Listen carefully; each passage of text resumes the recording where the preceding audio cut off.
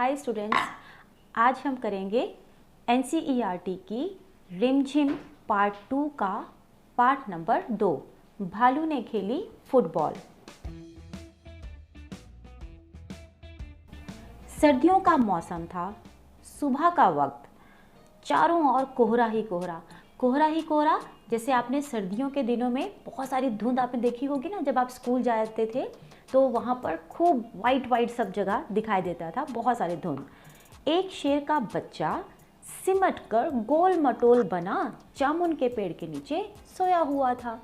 अब वो, क्योंकि सर्दियों में आप लोग भी तो ऐसे ठिठुर जाते हो ना, और एकदम ऐसे टाइट, बाजू भी टाइट, और अगर बैठने का मौका मिले तो लेग्स को भी बिल्कुल ऐसे फोल्ड करके बैठ जाते हो।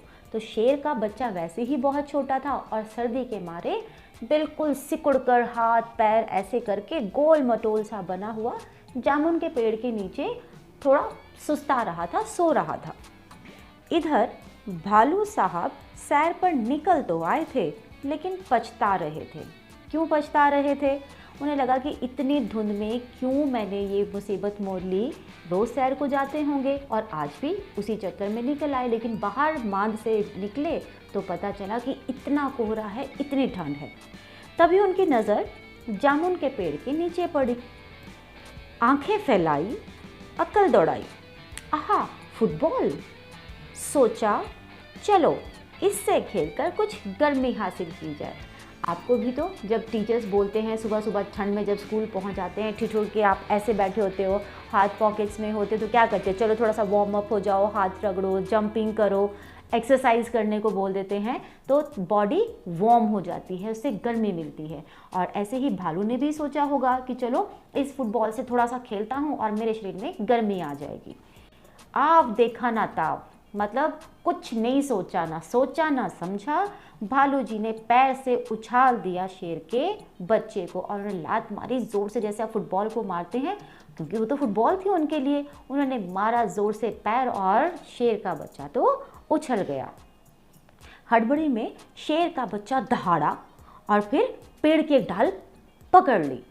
जैसे ही उसको लात पड़ी, उसकी एकदम से आंख खुली, वो चौंक करके उठा और कुछ समझ नहीं आया, क्योंकि वो ऊपर उछला था, पेड़ की डाल थी, तो उसने वही पकड़ ली, मगर डाल छूट गई। अब वो डर के मारे, क्योंकि उसे समझ ही नहीं आया था, ग्रिप भी नहीं बन पाई कि हाँ डाल ढंग से पकड़ ही ले, और वो डाल उसके हाथों से छूट गई। भालू साहब जल्द ही मामला समझ गए, क्योंकि समझदार तो थे भालू जी, और उनको एकदम से समझ में आ गया कि ये तो मेरे से गड़बड़ हो गई कि आज शेर के बच्चे को उन्होंने लात मार दी फुटबॉल समझकर। लेकिन अगले ही पल दौड़कर फुर्ती से दोनों हाथ बढ़ाए और शेर के बच्चे को लपक लिया, कैच कर लिया उन्होंने। जैसे ही उनको ये मामला सारा समझ में आया कि ये शेर का बच्चा था जो यहाँ लेटा हुआ था, ऐसे गोल मटोल होकर मैंने फुटबॉल समझ लिया, और अब तो ये ऊपर चला गया है, तो कोई बात नहीं। जैसे वो डाल छूटी तो भालू ने उसको कैच कर लिया। अरे यह क्या, शेर का बच्चा फिर से उछालने के लिए कह रहा था।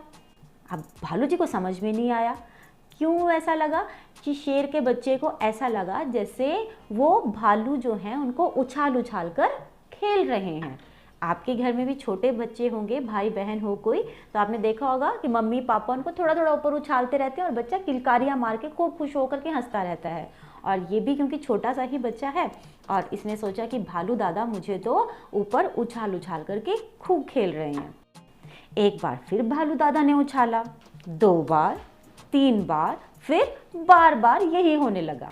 शेर के बच्चे को उछलने में बड़ा मजा आ रहा था, परंतु भालू थक कर परेशान हो रहे थे। ओह किस आफत में आ फंसा। 12वीं बार उछालते ही भालू ने घर की ओर दौड़ लगाई और गायब हो गया। अब वो जैसे उछाला ना शेर के बच्चे को, और ऊपर ही छोड़ करके भालू जी तो नीचे से खिसक लिए अपने घर की तरफ और गायब हो गए। और शेर के बच्चे का फिर क्या हुआ होगा, नीचे तो कैच करने वाले भालू जी थे ही नहीं। अब की बार शेर का बच्चा धड़ाम से जमीन पर आ गया, डाल भी टूट गई। तभी माली वहां आया और शेर के बच्चे पर जोर से बरस पड़ा मतलब उसको खूब डांटने लगा जोर जोर से। डाल तोड़ दे पेड़ की, लाओ हर जाना।